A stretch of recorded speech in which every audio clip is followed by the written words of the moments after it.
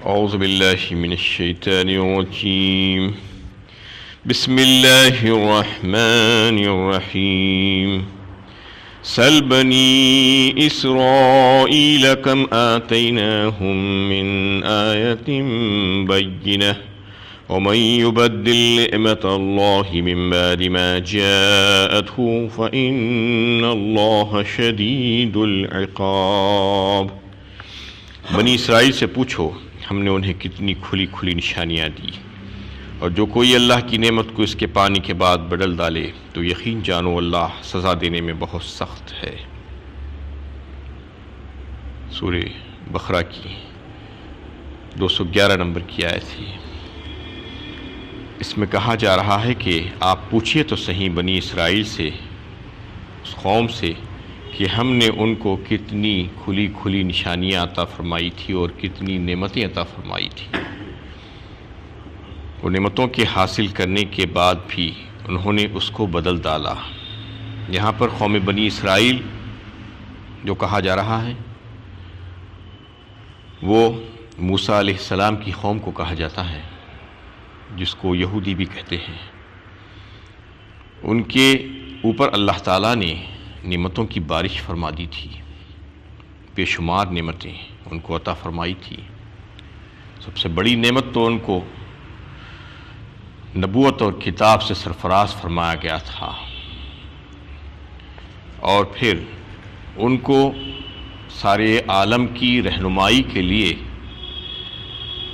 پیشوا اور مقتدی بنا دیا گیا تھا۔ اس منصب پر ان کو عطا کیا گیا تھا وہ منصب، لیکن انہوں نے اس کی ناقدری کی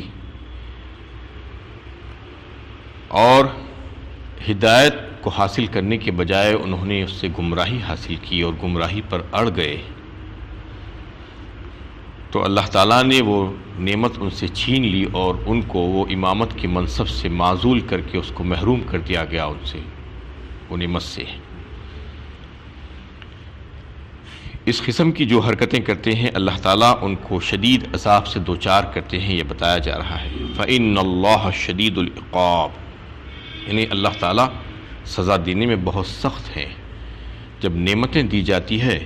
تو چاہیے کہ بندہ نعمتوں کا شکر ادا کرے، ناقدری نہ کرے۔ یہاں پر جو بات بتائی گئی ہے وَمَن يُبَدِّلْ نِعْمَةَ اللَّهِ، جو کوئی اللہ کی نعمت کو اس کے پانے کے بعد بدل ڈالے۔ بدل ڈالے کا مطلب یہ ہے کہ ناشکری کرے، ناقدری کرے، اس کی قدر نہ کرے،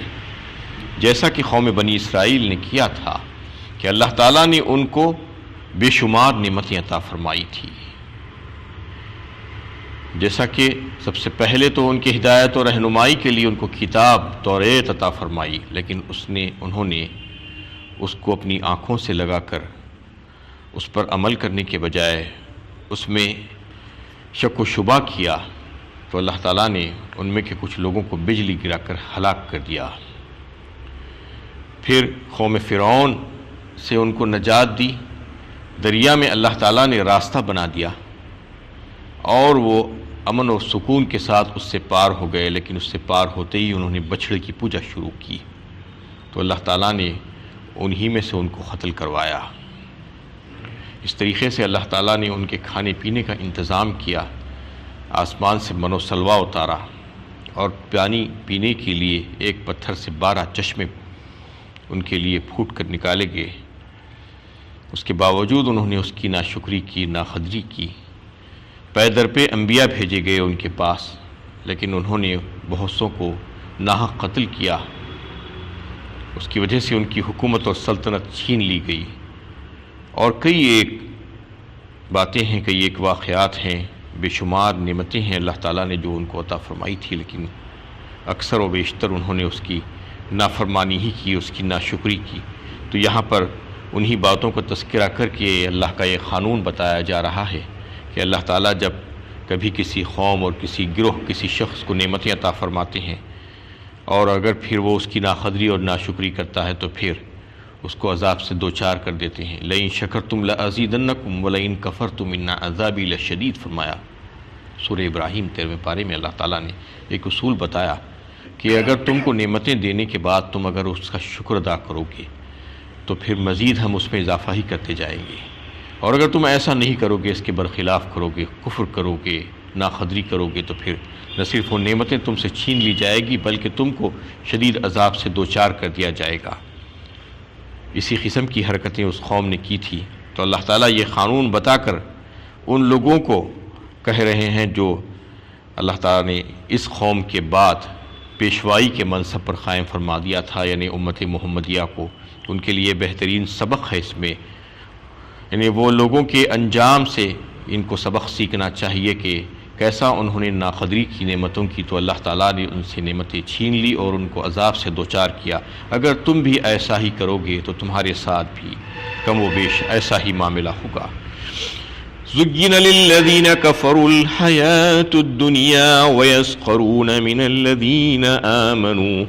وَالَّذِينَ اتَّقَوْا فَوْقَهُمْ يَوْمَ الْقِيَامَةِ وَاللَّهُ يَرْزُقُ مَن يَشَاءُ بِغَيْرِ حِسَابٍ۔ جن لوگوں نے کفر کیا ان کے لیے دنیاوی زندگی بڑی خوشنما بنا دی گئی ہے، وہ اہل ایمان کا مذاق اڑاتے ہیں، حالانکہ جن لوگوں نے تقوی اختیار کیا ہے وہ قیامت کے دن اس پر فوقیت رکھیں گے، اور اللہ جسے چاہتا ہے بے حساب رزق عطا فرماتا ہے۔ یہاں پر ان کفار کی زندگی کا نقشہ اللہ تعالیٰ نے کھینچا کہ وہ ان کو جب اللہ تعالیٰ نے بہت سی نعمتوں سے نواز کر رکھ دیا ہے اور ان کی زندگی کو اللہ تعالیٰ نے خوشنما بنا دیا ہے، تو وہ دھوکے میں پڑ گئے اور انہوں نے سمجھ لیا کہ یہ مادی زندگی سب کچھ ہے، مادی دنیا ہی پر اپنی نگاہوں کو انہوں نے مرکوز کیا اور اس کی دل فریبیوں میں آ گئے، اور جو مسلمان جو اہل ایمان مفلس اور پریشان حال تھے، غریب تھے، ان کا مذاق انہوں نے اڑایا، کیونکہ ان کی نظروں میں یہ دنیا ہی دنیا تھی، آخرت کا تصور ہی وہ بھول گئے تھے، جبکہ مسلمان اور اہل ایمان تو آخرت کا تصور لے کر زندہ رہتے ہیں اور اپنی ساری دنیاوی زندگی میں یہی کوشش کرتے رہتے ہیں کہ میرا رب، میرا اللہ مجھ سے راضی ہو جائے۔ یہ نصب العین وہ بنا کر رکھتے ہیں، تو یہ لوگ ان کو تنگ نظر کہنے لگے، یہ کفار، اور ان کا مذاق اڑانے لگے۔ اس میں اللہ تعالیٰ بتانا چاہ رہے ہیں کہ تم اپنے مال و دولت اور جاہ و عزت پر غرور اور فخر کر کے آج ان لوگوں کو چھوٹا اور کم حیثیت اور کمتر سمجھ رہے ہو اور ذلیل سمجھ رہے ہو۔ تم کو یہ حقیقت اس دن معلوم ہوگی جب قیامت برپا ہوگی،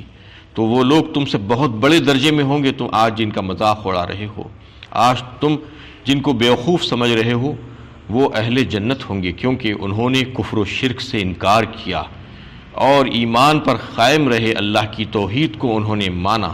اس وجہ سے وہ جنت میں جانے والے ہوں گے، وہ سچے اور پکے مسلمان۔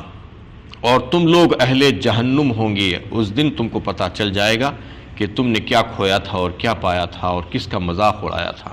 اسی لیے سورہ حجرات میں بھی جو ہے اللہ تعالیٰ نے منع فرمایا ہے، وہاں پر ایمان والوں سے بھی خطاب کر کے جو ہے فرمایا گیا ہے کہ تم ایک دوسرے کا مذاق نہیں اڑانا، کیونکہ پتہ نہیں کہ تم جس کا مذاق اڑا رہے ہو وہ تم سے زیادہ بہتر ہو